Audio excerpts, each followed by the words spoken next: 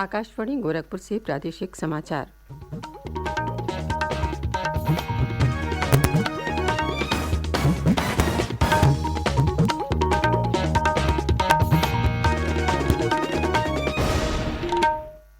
नमस्कार। समाचार बुलेटिन के साथ मैं सुषमा श्रीवास्तव। पहले मुख्य समाचार। राज्यपाल आनंदीबेन पटेल ने भारतीय प्रशासनिक सेवा के प्रशिक्षु अधिकारियों से की मुलाकात।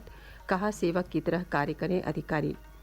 मुख्यमंत्री योगी आदित्यनाथ ने भूमि अधिग्रहण में अनियमितता पर गाजियाबाद के तत्कालीन जिलाधिकारी को किया निलंबित। नियुक्ति विभाग के अनुभाग अधिकारी और समीक्षा अधिकारी को भी निलंबित करने के दिए आदेश।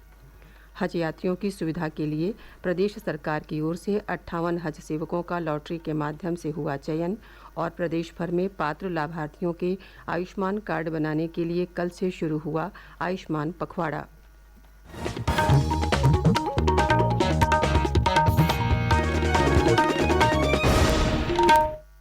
स्वतंत्रता की 75वीं वर्षगांठ पर आज़ादी का अमृत महोत्सव के अंतर्गत सरकार अनेक गतिविधियों का आयोजन कर रही है। इसी क्रम में प्रादेशिक समाचार एकांश आकाशवाणी गोरखपुर ने विशेष प्रश्नोत्तरी की शुरुआत की है। इसके तहत हर सप्ताह बृहस्पतिवार को प्रादेशिक समाचार बुलेटिन में श्रोताओं से एक प्रश्न पूछा जाता है। श्रोता अपने उत्तर ईमेल आईडी airnews.gkp@gmail.com पर भेज सकते हैं। सही जवाब देने वालों में से एक भाग्यशाली विजेता के नाम की घोषणा अगले दिन शुक्रवार को समाचार बुलेटिन में की जाएगी। विजेता का नाम हमारे ट्विटर हैंडल और यूट्यूब चैनल पर भी फ्लैश किया जाएगा। आज का प्रश्न है, वर्ष 1939 में फॉरवर्ड ब्लॉक की स्थापना किस महान स्वतंत्रता सेनानी ने की थी? प्रश्न एक बार फिर से सुन लें। वर्ष 1939 में फॉरवर्ड ब्लॉक की स्थापना किस महान स्वतंत्रता सेनानी ने की थी? आप जवाब के साथ अपना नाम, पता और फ़ोन नंबर अवश्य भेजें ताकि विजेता बनने पर आपसे संपर्क किया जा सके। और अब समाचार विस्तार से। राज्यपाल आनंदीबेन पटेल ने कल राजभवन में उत्तर प्रदेश प्रशासन एवं प्रबंधन अकादमी लखनऊ के महानिदेशक एल वेंकटेश्वर लू और अपर मुख्य सचिव नियुक्ति एवं कार्मिक विभाग देवेश चतुर्वेदी के नेतृत्व में भारतीय प्रशासनिक सेवा 2020 बैच के 16 प्रशिक्षु अधिकारियों से मुलाकात की। इस अवसर पर राज्यपाल ने प्रशिक्षु अधिकारियों से उनके कार्यक्षेत्र के अनुभवों की जानकारी ली और उनकी विशेष योग्यताओं के आधार पर उन्हें प्रशासनिक कार्यों को सुदृढ़ करने वाले नवाचारों के विकास के लिए प्रोत्साहित किया। राज्यपाल ने कहा कि वे जनता के बीच अधिकारी बनकर नहीं, सेवक बनकर कार्य करें। उन्होंने कहा कि जनप्रतिनिधियों और अधिकारियों से जनता की अपेक्षाएं जुड़ी होती हैं, इसलिए जनहितकारी योजनाओं की गुणवत्तापूर्ण पूर्ति और अंतिम लाभार्थी तक लाभ वितरण के लिए योजनाबद्ध तरीके से कार्य सुनिश्चित करने पर ध्यान दें। दिल्ली मेरठ एक्सप्रेसवे और ईस्टर्न पेरिफेरल एक्सप्रेसवे के भूमि अधिग्रहण में अनियमितता पाए जाने पर प्रदेश सरकार ने कल बड़ी कार्रवाई की। भ्रष्टाचार के खिलाफ जीरो टॉलरेंस की नीति के तहत मुख्यमंत्री योगी आदित्यनाथ ने गाजियाबाद के तत्कालीन जिलाधिकारी निधि केसरवानी को निलंबित कर दिया है। मुख्यमंत्री ने उनके खिलाफ विभागीय कार्रवाई शुरू करने के लिए केंद्र सरकार को प्रकरण संदर्भित करने के आदेश दिए हैं।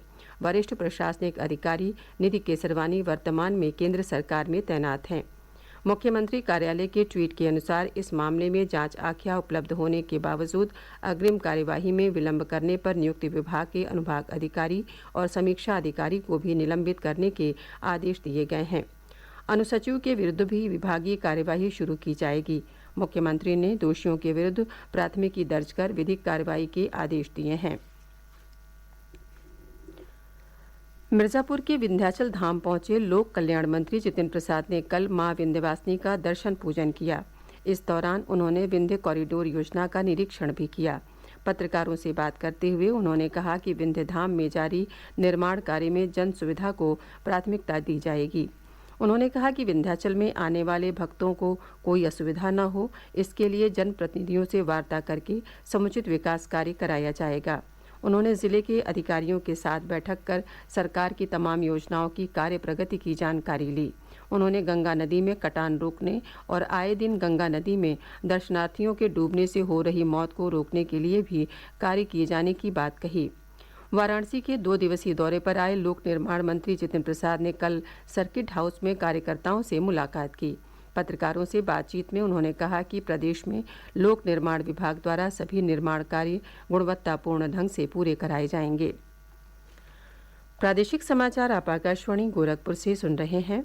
ये समाचार बुलेटिन हमारे YouTube channel AIR news Gorakhpur और ट्विटर हैंडल AIR न्यूज़_GKP पर भी उपलब्ध है। हज यात्रा 2022 में जाने वाले हज यात्रियों की सुविधा और मार्गदर्शन के लिए प्रदेश सरकार की ओर से भेजे जाने वाले हज सेवकों का चयन कल लॉटरी के माध्यम से किया गया। प्रदेश में कार्यरत सरकारी कर्मियों से प्राप्त ऑनलाइन 343 आवेदन में से 58 आवेदकों का चयन लॉटरी के माध्यम से लखनऊ के समाज कल्याण निदेशालय के कल्याण भवन में आयोजित समारोह में किया गया। प्रदेश के अल्पसंख्यक कल्याण मंत्री धर्मपाल सिंह, अल्पसंख्यक कल्याण राज्य मंत्री दानिश आज़ाद अंसारी और राज्य हज समिति के अध्यक्ष मोहसिन रजा के सामने ये कार्रवाई की गई। अल्पसंख्यक कल्याण मंत्री धर्मपाल सिंह ने कहा कि हज सेवकों का चयन पारदर्शी तरीके से किया गया।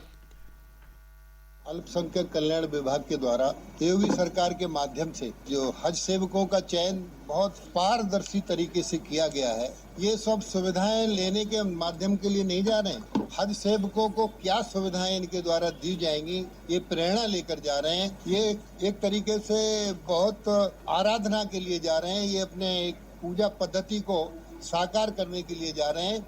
ये खुदा से अपना तारतम्य जोड़ने के लिए जा रहे हैं। इसलिए यहाँ मैं अपने इस मंच के माध्यम से और आप लोगों के भी माध्यम से ये कहना चाहूँगा कि इनकी यात्रा सफल, सुखद और आस्थामय हो। इस उम्मीद के साथ इनको यहाँ से विदा किया जाए। राज्य हज समिति के अध्यक्ष मोहसिन रजा ने हज सेवकों को चयन पर बधाई दी।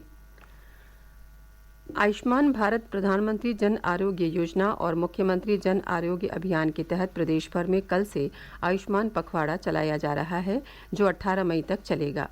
इसके तहत हर ब्लॉक में कम से कम 4 शिविर लगाए जाएंगे, जहां पात्र लाभार्थियों के आयुष्मान कार्ड बनाए जाएंगे। एटा जिले में आयुष्मान कार्ड बनाए जाने के लिए 1,26,741 पात्र लोगों की सूची तैयार की गई है। जिले के मुख्य चिकित्सा अधिकारी डॉक्टर उमेश कुमार त्रिपाठी ने बताया कि आयुष्मान कार्ड धारक परिवार को 1 साल में 5 लाख रुपए तक निःशुल्क उपचार की सुविधा उपलब्ध कराई जा रही है। ये उपचार सभी सरकारी और योजना से संबद्ध निजी अस्पतालों में उपलब्ध है। प्रयागराज जिले में भी कल से ही लाभार्थियों के आयुष्मान कार्ड बनाए जाने के लिए कोटेदार कार्यालय पर विशेष शिविर का आयोजन किया जा रहा है। देश में वर्ष 2020 में जन्म दर में कमी आई है। केंद्र सरकार की रिपोर्ट के अनुसार वर्ष 2019 में 2 करोड़ 48 लाख बच्चों ने जन्म लिया। वर्ष 2020 में ये घटकर 2 करोड़ 42 लाख हो गए। ये जन्म दर में लगभग 2.4% की कमी को दर्शाती है।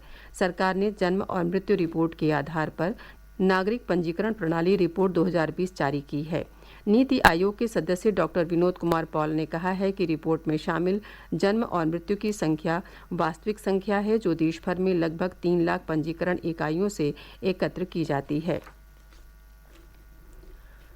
प्रदेश भर में आज़ादी के अमृत महोत्सव के तहत अमृत सरोवर का प्रत्येक ग्राम पंचायत में सौंदर्यीकरण कराया जा रहा है।